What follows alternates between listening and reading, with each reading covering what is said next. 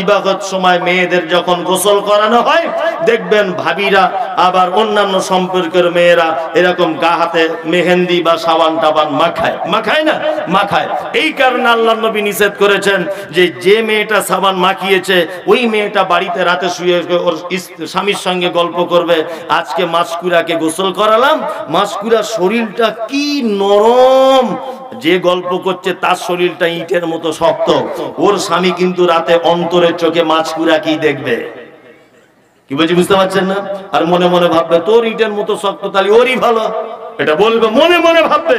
এই জন্য নবী মুহাম্মদ সাল্লাল্লাহু আলাইহি ওয়াসাল্লাম অনেক দূর থেকে বাদ দিয়ে দিয়েছেন যে একজন মহিলা যেন আর একটা মহিলার গায়ে যেন হাত দিয়ে টিপে যেন না দেখে, কারণ ও অন্তরের জেনাতে তার স্বামীকে লিপ্ত করে দিবে।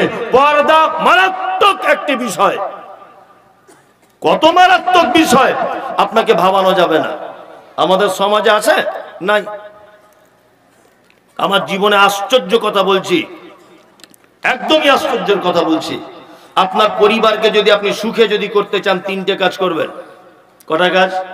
তিনটে। আজকে আপনার স্ত্রীকে গিয়ে বলে দেবেন কটা কাজ? তিনটে। এক, আপনার বাড়িতে পাড়ার কোনো মেয়েকে ঢুকতে দেবেন না, বুঝলেন? আমি একটা মহিলা মাদ্রাসার দায়িত্বে আছি, মহিলা মাদ্রাসায় কলমডাঙ্গা মাদ্রাসাতে প্রায় 1-1.5 বছর আমার দায়িত্বই চলছে।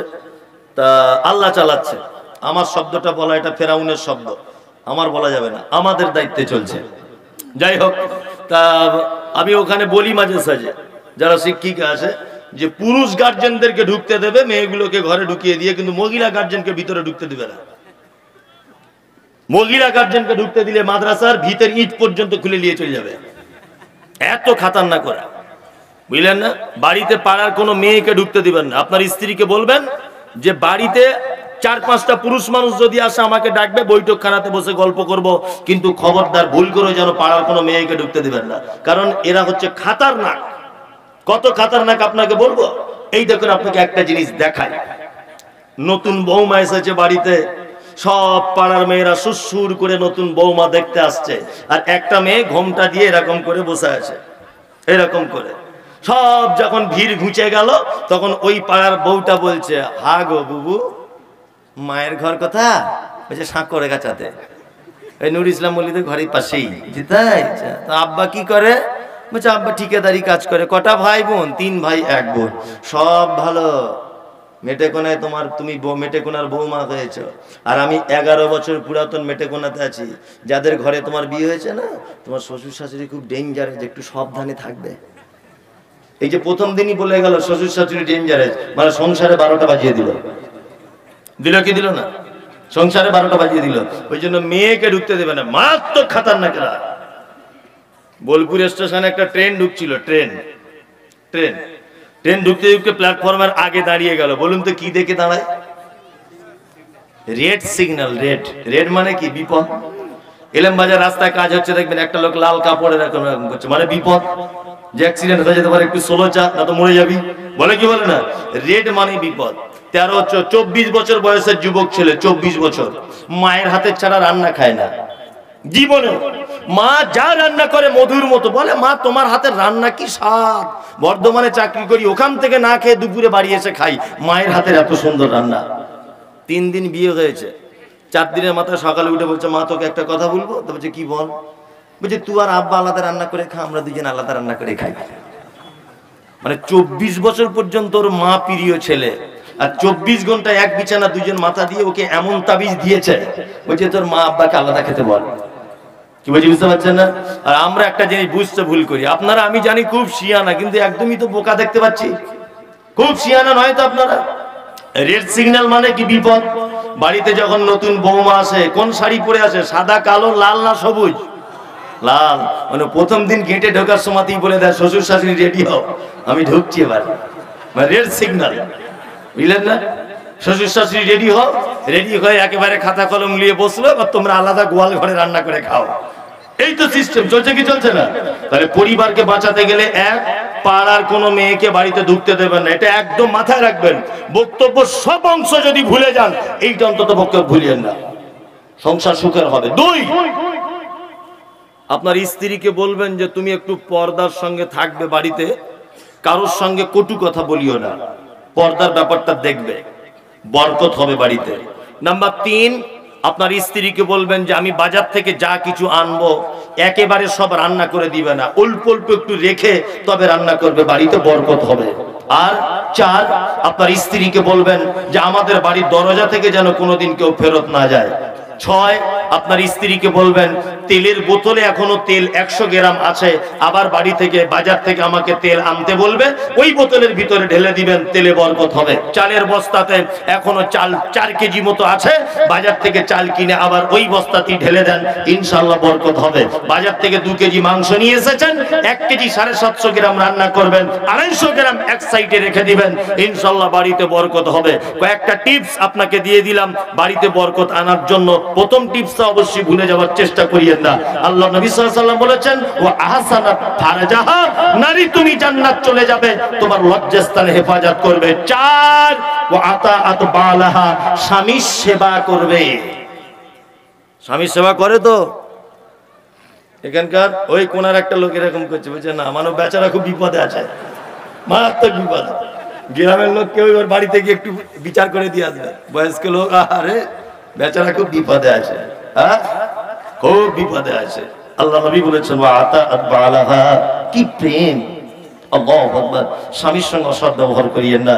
আম্মা জান আয়েশার আল্লাহ নবীর কি প্রেম, আল্লাহু আকবার। এগুলো বলার ইচ্ছা ছিল না, কিন্তু বারবার বলতে বলা হয়েছে বলে বলছি, মেয়েদের ব্যাপার। আল্লাহ নবীর আর আয়েশার প্রেম যদি আপনি শুনেন অবাক হয়ে যাবেন। বিশ্ব নবী বলছেন, আম্মা জান আয়েশা বলছেন, যে গেলাসে আমি পানি পান করিতাম, পান করা হয়ে গেলে নবীকে দিতাম, দেখিতাম আমি নিজ নয়নেতে, ওখানে মুখ লাগায়া নবী পান করিতেন। গোস্ত খেয়ে হাড্ডি গুলা ফেলিয়া দিতাম, চুষে চুষে খেত নবী চোখেতে দেখিতাম। আম্মা জান আয়েশা বলছেন আল্লাহ নবী আমাকে এত ভালোবাসতেন, যে গেলাসে আমি পানি পান করিতাম, পান করা হয়ে গেলে নবীকে দিতাম। আম্মা জান আয়েশা বলছেন আমি গিলাসে পানি পান করে গিলাসটা রেখে দিয়েছি, আমি আরে দেখেছি, আমি গোপনে গোপনে দেখে নিয়েছি আল্লাহর নবী ওই গিলাসটার ওই জায়গাটায় মুখ লাগিয়ে তিনি আবার যেন পানি পান করতেন। গোস্ত খেয়ে হাড্ডি গুলো ফেলিয়া দিতাম, চুষে চুষে খেত নবী চোখেতে দেখিতাম। আম্মা জান আয়েশা বলছেন আমাদের বাড়িতে যদি কখনো হাদিয়া চলে এসেছে, গোস্তগুলো খেয়েছি, হাড্ডিটা দস্তরখানের উপরে রেখে দিয়েছি, আল্লাহর নবীকে দেখেছি বিশ্ব নবী আমার ওই গোস্তের হাড্ডিটা আবার মুখের ভিতরে দিয়ে রস বার করে করে চিবিয়ে চিবিয়ে তিনি খেতেন। এই প্রেম আছে? হ্যাঁ, আপনার স্ত্রী আপনার আটু খায়, হারাম করে বিড়ির গন্ধতেই ঘুম হয় না, সারাদিন ফুক ফাক করে বিড়ি টানছে। ও যে আপনার সাথে সংসার করে এটা আলহামদুলিল্লাহ পড়ে, আপনার যে মুখের গন্ধ, আল্লাহু আকবার। আবার কিছু লোক দেখছি ফজরের নামাজের সময় মুয়াজ্জিন আজান দিয়েছে সালাতু খায়রুম মিনান নাওম, ঘুমের থেকে নামাজ উত্তম, নামাজিরা তাড়াতাড়ি করে মসজিদে চলে আয়, হাইয়া আলাল ফালাহ, তোরা তোদের কল্যাণ বই নিয়ে চলে যা। আল্লাহ নবীকে এমন করে পদ্ধতিটা আজান শেখালেন, হাইয়া আলাস সালাহ, তোরা নামাজের দিকে মসজিদে আয়। শুধু যদি নামাজের কথা বলে বান্দা আসতে চাইবে না, ওই জন্য নবীকে বলা হলো তাদের একটা সংবাদ আপনি ভালো দেন। নবী আবার বলছেন হাইয়া আলাল ফালাহ, তোরা নামাজ পড়বি, নামাজ শুধু পড়ে এমনিতে বাড়ি চলে যাবি না, তোরা তোদের কল্যাণটাকে বাড়ি নিয়ে চলে যা। আর ফজরের সময়তে বলা হলো আসসালাতু খায়রুম মিনান নাওম, ঘুমের থেকে নামাজ উত্তম, মসজিদে চলে এসো। অনেক নামাজিকে এটা প্রয়োজন ছিল, নবীজি বলেছেন মিসওয়াক করতে হবে, দাঁতন করতে হবে। জি, দাঁতন করা কি সুন্নত কি সুন্নত নয়? ফজরের পরে তাহলে দাঁতন করতে করতে মসজিদে আসা উচিত ছিল। ও দাঁতন বাদ দিয়ে বালিশের তলায় বিড়ি দেশলাই ছিল, একটা বিড়ি ধরিয়ে হারামখোর মসজিদের গেটে ফেলে মসজিদের ভিতরে ঢুকছে। মানে ফেরেশতারা উল্টো পাল্টা হয়ে যাবে যে কোন মাল ঢুকছে, এটা মুখের গন্ধ, বাসি মুখে বিড়ি পান করে ঢুকছে। আল্লাহু আকবার। এইরকম লোক মেটে কোন এলাকায় নেই, আমাদের ওদিকে আছে, আপনাদের দিকে আছে। হ্যাঁ, খবরদার। তবে একটা কথা বলে রাখছি, সেটা শুনে নেন, ওদের পাল্লা বেশি পড়বেন না। মেয়েদের পাল্লা বেশি পড়িয়েন না। কত লোককে দেখেছি আন্ডার প্যান্ট পরে ঘুরছে বইয়ের টেনশন, কত লোককে দেখেছি, আমাদের গ্রামেও দেখেছি, অনেক জায়গাতে দেখেছি। খুব সাবধানে থাকবেন। তবে আল্লাহ নবীর স্ত্রীরা নবীজিকে যতটা ভালোবাসতেন আপনি ততটা জীবনেও ভালোবাসাতে পারবেন না। পারবেন? পারবেন না। এই দেখুন নবীর আর একটা কথা শুনে দেখুন, এই দুটো কথাতে কেমন ঝগড়া লেগে যায়। বিশ্ব নবী বলছেন, যে রাতে মিরাজ হলো বিশ্ব নবীজির, নবী বলে জাহান্নামে মহিলাদের ভিড়। একজন মহিলা বলে, বিশ্ব নবীজিরে কোন কারণে বেশিরভাগে যাব জাহান্নামে? প্রথম কারণ হলো অধিক নারীগণ, অল্প ধনেতে তাদের ভরে না কমন।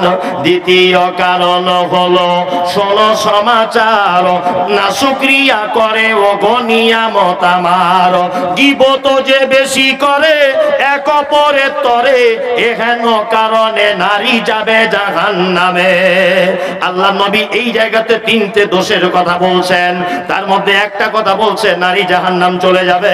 তার একটা কারণ হলো এটা, অল্প জিনিসে তাদের কোনোদিন মন ভরে না।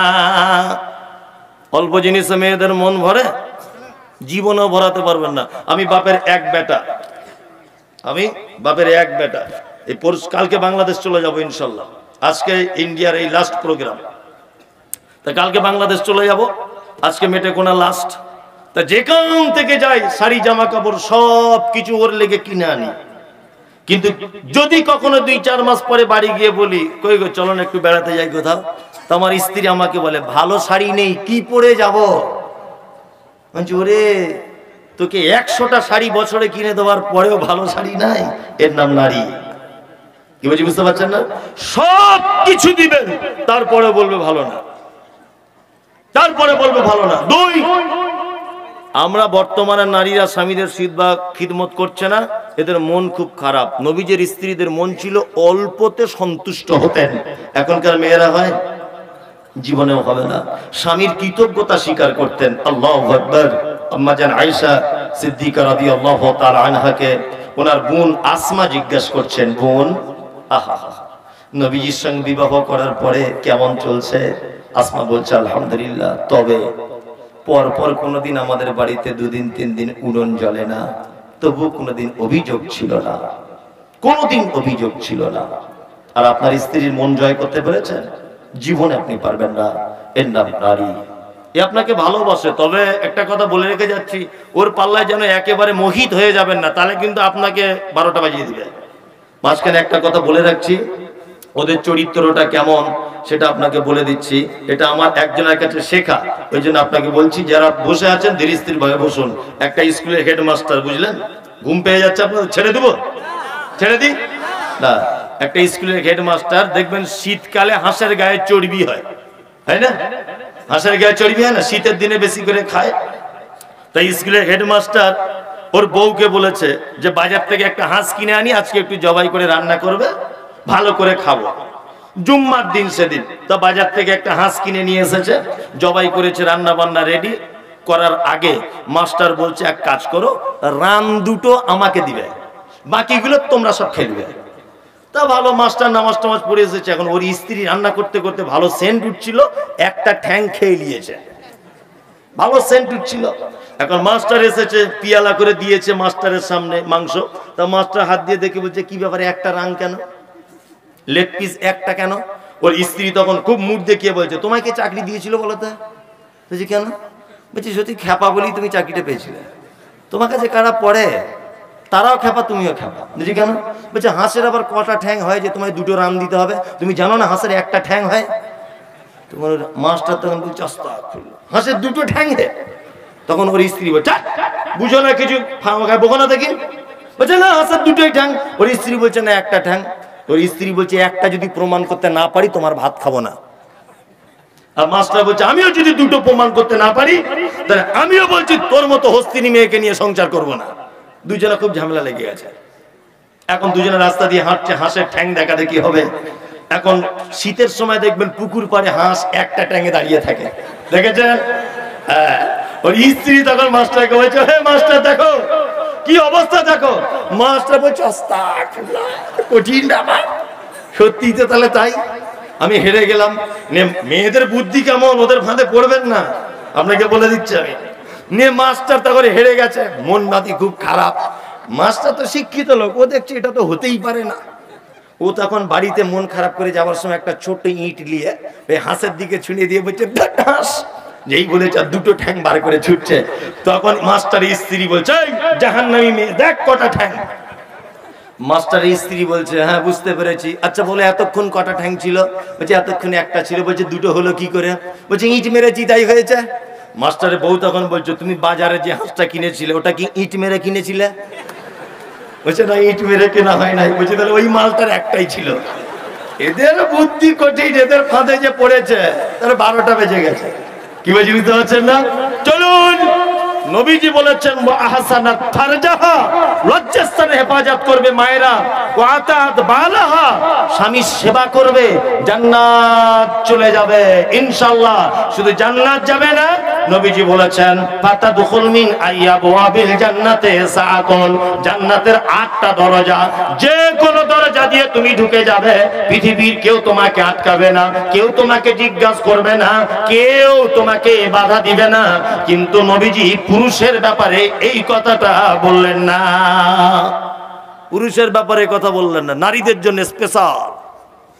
চলুন, আপনারা ভালো কাজ করতে চান, আর একটা ভালো কাজ বলে দিই আপনাদেরকে, বলে দিব। হ্যাঁ চলুন, আল্লাহর নবীর কাছে একটা ছেলে এসেছে। কি ছেলে? একদম দেহাতি কনভার্ট মুসলমান, সবেমাত্র টাটকা ঈমান এনেছে, টাটকা ঈমানদার লোক আল্লাহর নবীর কাছে এসেছেন। এসে আল্লাহ নবী সাল্লাল্লাহু আলাইহি ওয়াসাল্লামকে বলছেন আল্লাহর নবী আমি একটু জান্নাত যেতে চাই, আমি জান্নাত যাব, আমাকে কিছু আমলের কথা আপনি বলে দেন তো। বিশ্ব নবী বললেন তা'বুদুল্লাহ, তুমি সর্বদাতে আল্লাহর ইবাদত করবে, ওয়ালা তুশরিক বিহি শাইআ, আল্লাহর সঙ্গে কাউকে কোনোদিন শরীক করে দিও না। শিরক বড় পাপ তো, এটা আমরা করব না ইনশাআল্লাহ। আমরা আহলে হাদিসরা এটা করি না, করি না। আহলে হাদিস হানাফি বলে কথা নাই, যারা জানে তারা করে না। শিরক মানে আল্লাহর যে ক্ষমতা আছে এই ক্ষমতা পৃথিবীর অন্য কারো আছে এটা মনে করা কি শিরক। শিরক কত বড় পাপ আপনাকে একটা জিনিস দেখাই। আমি মুমতাজুল ইসলাম প্ল্যাটফর্মে দাঁড়িয়ে আছি বোলপুর স্টেশনে, আর ওই জায়গাটাতে আব্দুল্লাহ বলে একটা ছেলে দাঁড়িয়ে আছে, আমরা দুজন। আমি এক গ্লাস চা পান করছি, হাতে আছে একটা বিস্কুট, এক গ্লাস চা একটা বিস্কুট। প্ল্যাটফর্মে দেখবেন অনেক কুকুর ঘুরে ঘুরে বেড়ায় না? হ্যাঁ, আচ্ছা বলুন তো, কুকুরটা ঘুরতে ঘুরতে ও খালি হাতে দাঁড়িয়ে আছে, আর আমার হাতে চায়ের কাপ আর একটা বিস্কুট। বলুন তো কুকুরটা ঘুরতে ঘুরতে কার কাছে দাঁড়াবে? আমার কাছে দাঁড়াবে, কারণ কুকুর জানে যে মুমতাজুলের কাছে দাঁড়ালে একটু কিছু পাওয়া যেতে পারে, একটু কিছু পাওয়া যেতে পারে। এই কারণে কুকুর জানে যে কার কাছে গেলে খাদ্য খাবার পাওয়া যায়। কিন্তু বর্তমানে কিছু মানুষ জানে না, জানে না, কিছু হলেই চলে যাচ্ছে শিরকের দরজায়। আল্লাহু আকবার। আর এক শ্রেণীর হুজুররা তো ফাঁদ পেতেই আছে, ফাঁদ পেতে আছে না, ফাঁদ পেতেই আছে। আল্লাহু আকবার। এমন করে ফাঁদ পেতেছে তে মুখে বলা যাবে না। শিয়ালদা স্টেশনের পাশে দেখবেন লটারির দোকান আছে অনেক, যদি কখনো যান দেখতে পাবেন। আর একটা লোক দেখবেন টিয়া পাখি খাঁচার ভিতরে নিয়ে বসে আছে। তখন আমি এলেম বাজার মাদ্রাসায় পড়ি, আর নুরুল ইসলাম সাহেব জানে আমি ছোট থেকে খুব বদমাশ, কিন্তু খুব বদমাশ, খুব মারা মেরেছেন উনি। আল্লাহ এখন এই জায়গায় পৌঁছে দিয়েছে। এই যে যিনি দেখতে পাচ্ছেন আমার বাপজি নুরুল ইসলাম ফাইজি সাহেব, প্রচুর মারও খেয়েছি, যেমন বদমাশও করেছি, আর আল্লাহ এই জায়গায় পৌঁছে দিয়েছে।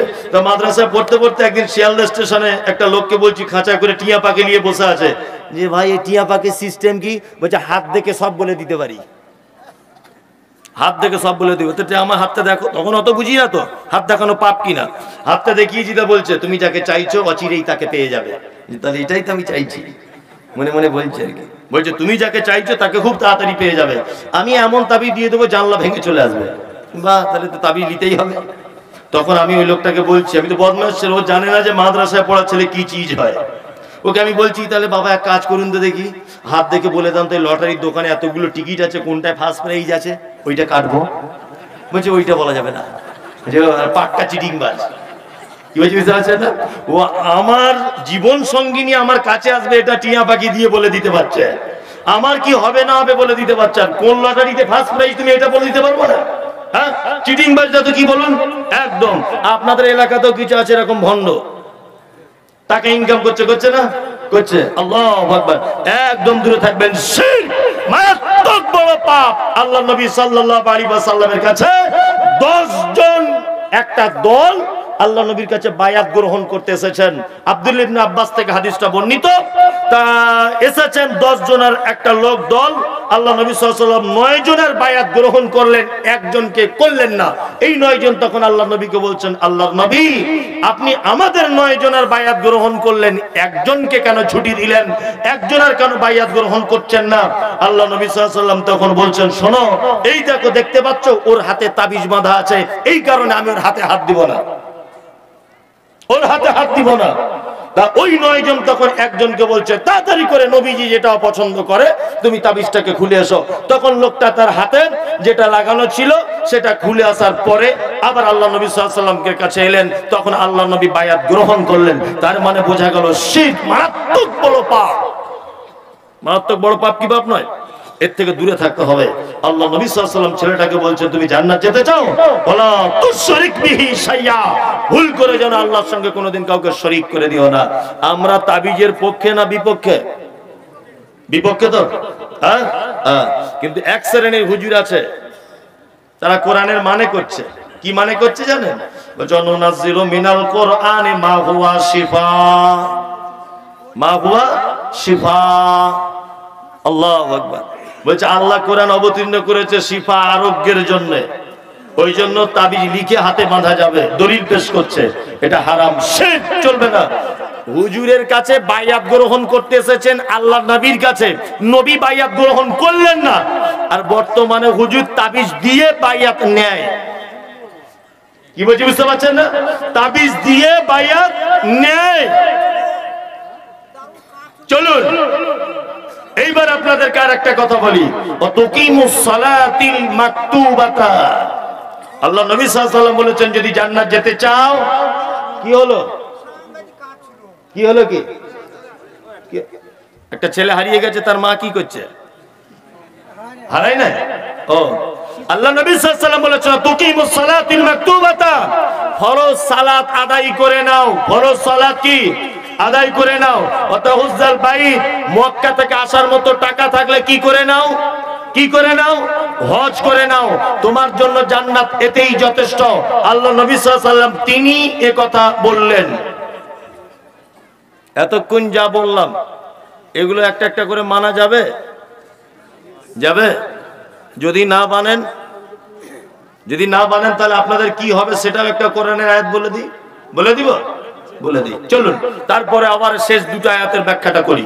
এক, আল্লাহ তাআলা পবিত্র কোরআনে বলছেন, আফালা ইয়ানজুরুনা ইলাল ইবিলি কাইফা খুলিকাত। আল্লাহ বলছে, তোমরা কি তাকিয়ে দেখো না কেমন করে উটকে তৈরি করেছি? উটকে কেমন করে তৈরি করেছি? আচ্ছা বলুন তো, জঙ্গলের রাজা মহারাজকে, হ্যাঁ, সিংহ। আল্লাহ এ কথা বললেন না যে সিংহের দিকে একবার তাকিয়ে দেখো, ওকে মহারাজ করে বানালাম? এ কথা বলেছেন? বলেনি। কি বলছেন? আফালা ইয়ানজুরুনা ইলাল ইবিলে, ইবিলে মানে উট। আল্লাহ বলছে উটের দিকে তাকাও, ওকে আমি কেমন করে তৈরি করলাম। আপনারা এতক্ষণ যা বললাম যদি না মানতে পারেন, উটের বৈশিষ্ট্য কি? পৃথিবীতে একটা প্রাণী আছে যার গোশত খাওয়া যায়, যার চামড়া ব্যবহার করা যায়, যার পেচ্ছাবও পান করা যায়। উট, তার পেচ্ছাবও পান করা যায়, বিশেষ প্রয়োজনে, অসুখের কারণে খেতে পারে। এটা বুখারী হাদিস। অবশ্যই তার পেচ্ছাব পান করা যায় প্রয়োজনে। উট এমন একটা প্রাণী যে পৃথিবীর প্রত্যেক প্রাণী তাদের দৃষ্টি শক্তি 2 থেকে 4-5 কিলোমিটারের মধ্যে সীমাবদ্ধ। উট একটা এমন প্রাণী, এটা হাদিসে লেখা নেই, বইয়ে, জেনারেল বইয়ে লেখা আছে যে উট 80 থেকে 82 কিলোমিটার দূরে পর্যন্ত জিনিসকে স্পর্শ ভাবে দেখতে পায়। আল্লাহু আকবার। উট এমন একটা প্রাণী, এটা মরুভূমিতে তৈরি করা হয়েছে বলেই মোটর সাইকেলের যেমন অনের তেল শেষ হয়ে গেলে রিজার্ভে সুইচ মারতে হয়, হয় না? হয়। তা উটের ঠিক পজিশন তেমন। উটের পিঠে দেখবেন এরকম একটা বড় উঁচু জায়গা আছে না? কিছু জিলাপি হুজুর বলছে ওটা নাকি আলীর কবর। তোমার বাপের কবর ওটা। হুজুর বলছে ওটা নাকি আলীর কবর।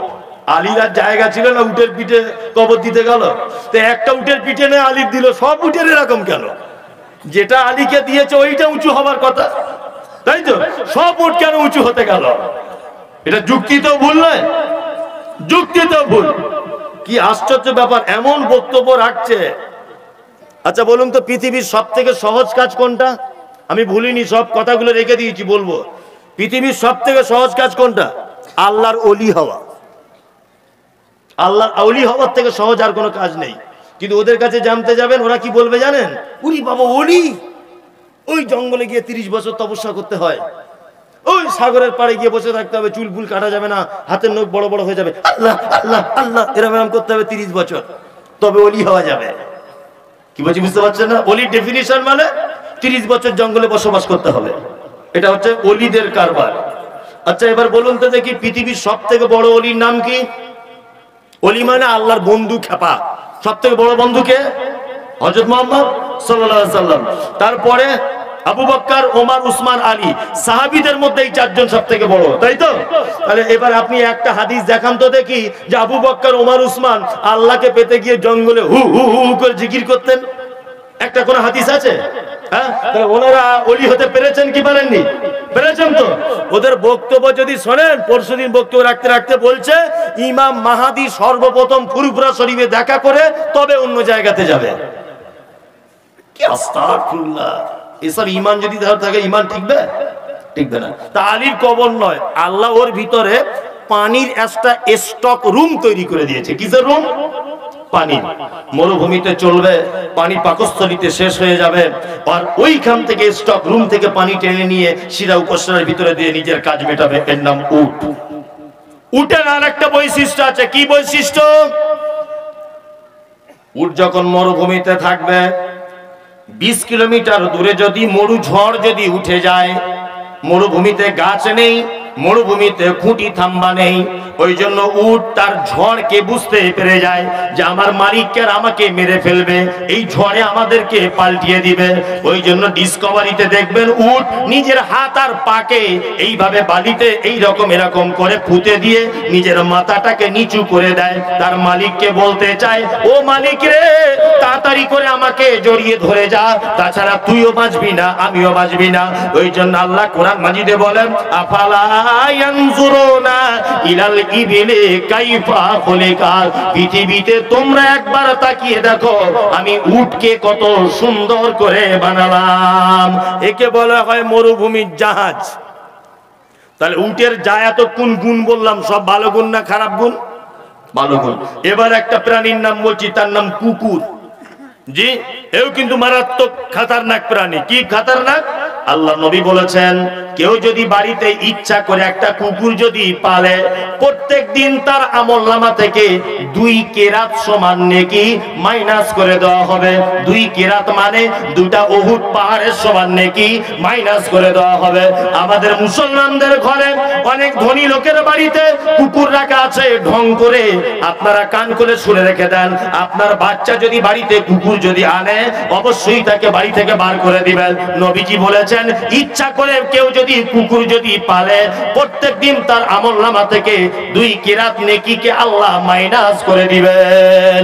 উটের একটা খারাপ দিক এটা হলো 2, আল্লাহর নবী বলেছেন, মেয়েরা বাড়িতে পুকুরের ঘাটে কলের ধারে থালা বাসন মাজার জন্য যখন রেখে দিবে, ওই থালাতে যদি একটা কুকুর যদি মুখ লাগিয়ে দেয়, তাহলে সেই থালাটা একবার ধুতে হবে, তবুও বিষ যাবে না। 2 বার ধুতে হবে, তবুও বিষ যাবে না। 3 বার ধুবে, তবুও বিষ যাবে না। 4 বার পানি দিয়ে ধুতে হবে, তবুও বিষ যাবে না। 6 বার ধুতে হবে, তবুও বিষ যাবে না। দয়ার নবী বলেছেন, 7 বারের মাথাতে তুমি মাটি দিয়ে ভালো করে ঘষে ঘষে ঘষে ঘষে মেজে নাও, তাহলে তার বিষ চলে যাবে। তাহলে 2টো খারাপ গুণ হলো কুকুরের, তাই তো? এর ভালো গুণ আছে কি? এর ভালো গুণ হলো এটা প্রশিক্ষণ প্রাপ্ত কুকুর যদি হয় বাড়িতে আপনার গোয়াল ঘর গরু ছাগল আগলের জন্য রাখতে পারেন, পারমিশন আছে এটা, তাই তো বল না? প্রশিক্ষণ প্রাপ্ত কুকুর যদি হয়, শিক্ষা দেওয়া কুকুর, যে মালিকের মালটা হেফাজত করবে, এরকম কুকুর হলে ইসলামে জায়েজ আছে। তার মানে দুটো গুণ ভালো খারাপ, একটা গুণ কি হ্যাঁ ভালো। এবার একটা প্রাণীর নাম বলছি, তার নাম শূকর। কি নাম? শূকর। এ মারাত্মক প্রাণী, পৃথিবীতে একটা জঘন্য প্রাণীর নাম, বুঝলেন না? যদি একটা প্রশ্ন এখানে হতে পারে যে কুকুর শ্রীগালকে আল্লাহ, কুকুর আর শূকরকে আল্লাহ পাঠালেন কেন তাহলে পৃথিবীতে, প্রশ্ন হতে পারে কি পারে না? পৃথিবীর সবকিছু মানুষের জন্য তৈরি করা হয়েছে, তাই তো? সবকিছু কিসের জন্য? মানুষের জন্য তৈরি করা হয়েছে। তাহলে কুকুর আমাদের কি তো কামড়ে নেয়? ওকে কোন ডিপার্টমেন্টে রাখা হলো? আল্লাহ ওকে এই কারণে পাঠিয়েছে যে তোকে ম্যাথরের ডিপার্টমেন্টটা দিলাম, তুই ম্যাথরের কাজ করবি। শুকরের একটা ডিপার্টমেন্ট আছে, এটা আপনি শুনলে অবাক হয়ে যাবেন। আপনি এটা জানেন যে যদি 5-7 কিলোমিটার ভিতরে কোনো শুকর যদি না থাকে তাহলে মেটেকোনাতে, এটা চিকিৎসা বিজ্ঞানীদের একটা সমীক্ষা, তাহলে মেটেকোনাতে প্রত্যেক 1.5 মাস থেকে 2 মাসের মধ্যে একটা করে লোক মারা যাবে। যদি বলছেন শুকরের কারণে লোক মারা যাবে, ইয়েস, আমি পড়ে এসে বলছি, আপনি না পড়ে এটা হুঁশ করে উড়িয়ে দেওয়ার চেষ্টা করবেন না। মশা দেখবেন 2 প্রকারের, এক পুরুষ মশা, এক নারী মশা। পুরুষ মশারা কোনোদিন মানুষের গায়ের রক্ত খায় না, ওরা নর্দমাতে থাকে, আর রক্ত খায় মহিলা মশারা। আর এই দুটো মশার মাঝখানে ট্রেনে দেখবেন বা স্টেশনে শহরের নর্দমাতে এক রকমের মশা আছে, তাদের লেজগুলো একটু বড় বড়, দেখেছেন? দেখেছেন? দেখেছেন? বলছে চিকিৎসা বিজ্ঞানীরা, এই মশা যদি 3টে থেকে 4টে কোনো মানুষকে যদি কামড়িয়ে নেয়, এমন একটা মারাত্মক জ্বরে আক্রান্ত হবে যে এই লোকটা 2 থেকে 3 দিনের মধ্যে মারা যাবে। কিন্তু এই মশাটার প্রত্যেক দিন 1 ফোঁটা করে রক্তের প্রয়োজন হয়। এই মশাটা সব থেকে ভালো পছন্দ করে কার রক্ত খেতে? শূকরের রক্ত খেতে। শূকরের যে গায়ের উপরে লোমগুলো আছে, লোমের ভিতরে ঢুকে যায়, গিয়ে তার রক্তটা খেয়ে আবার চলে আসে।